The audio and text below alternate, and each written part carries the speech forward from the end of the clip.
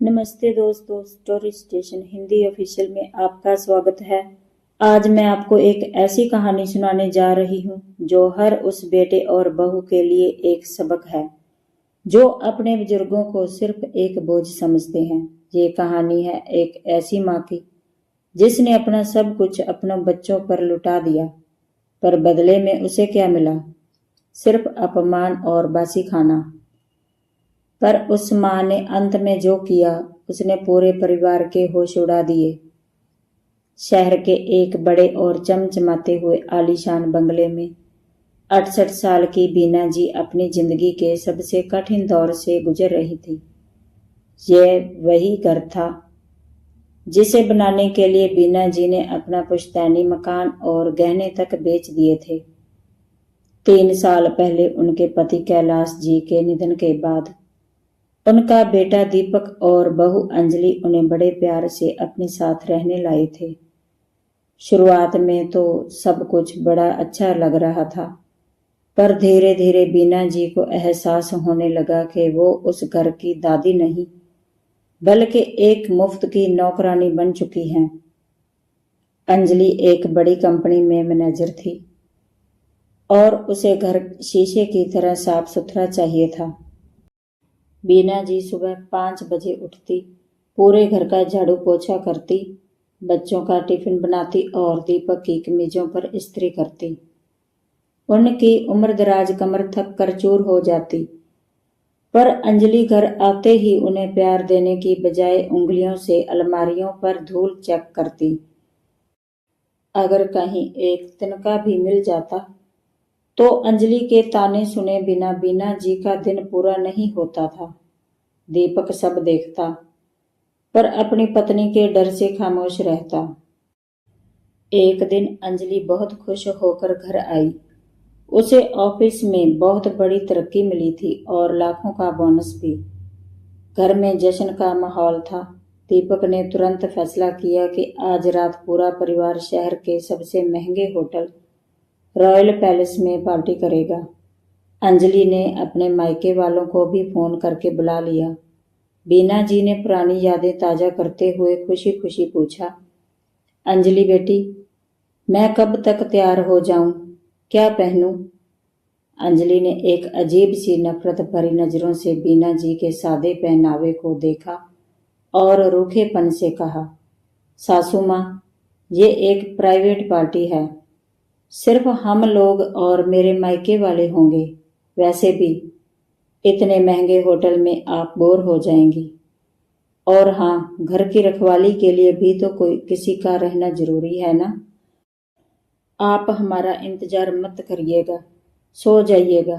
दीपक वहीं खड़ा था। उसने एक बार अपनी माँ की डबडबाई आंखों में देखा, पर फिर नजरें फेर ली।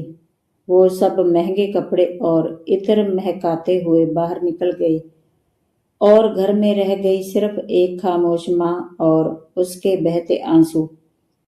रात के 9 बजे बीना जी रसोई की एक पुरानी लकड़ी की कुर्सी पर बैठी थी। तभी उनके फोन की घंटी बजी। उन्हें लगा शायद दीपक का फोन होगा, जो उन्हें बुलाने के लिए या हाल पूछने के लिए होगा। पर फोन पर अंजलि का मैसेज था जिसमें लिखा था, सासू माँ, फ्रिज में कल का बचा हुआ खाना रखा है, उसे गर्म करके खा लीजिएगा, बर्बाद मत करिएगा। रात को गेट अंदर से बंद कर लेना। उन शब्दों ने बीना जी के कलेजे को चीर दिया। एक तरफ उनका बेटा बहू होटल में हजारों रुपए पानी की तरह बहा रहे थे और दूसरी तरफ उन्हें बासी खाना खाने का आदेश दिया जा रहा था। उस पल बीना जी के भीतर कुछ टूट गया। उन्हें याद आया वो दिन जब उन्होंने अपनी पूरी जमा पूंजी लगाकर यह घर बनवाया था।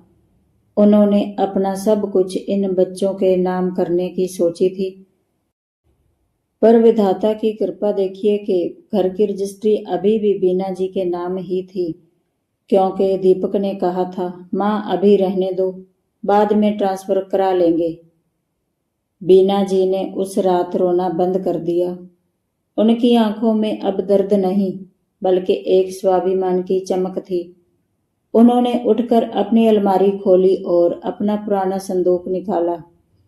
उन्होंने अपने गिने चुने कपड़े और पति की तस्वीरें पैक की।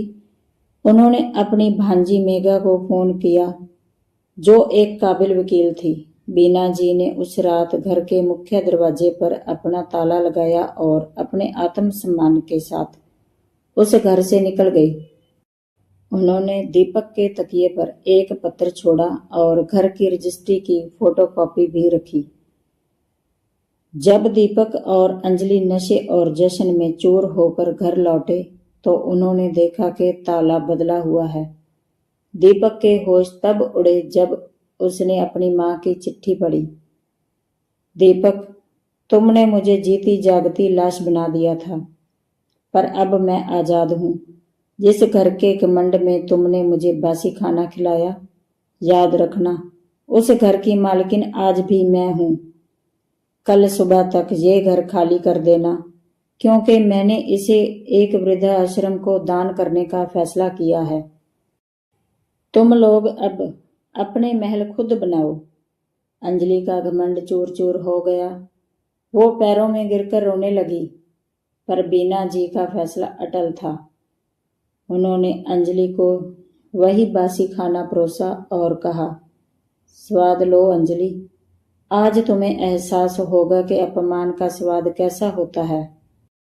दोस्तों, आज बीना जी अपने स्वाभिमान के साथ एक ट्रस्ट चला रही हैं। यह कहानी हमें सिखाती है कि बुजुर्गों का सम्मान करो, क्योंकि उनके आशीर्वाद के बिना घर सिर्फ ईंट पत्थर की एक इमारत है।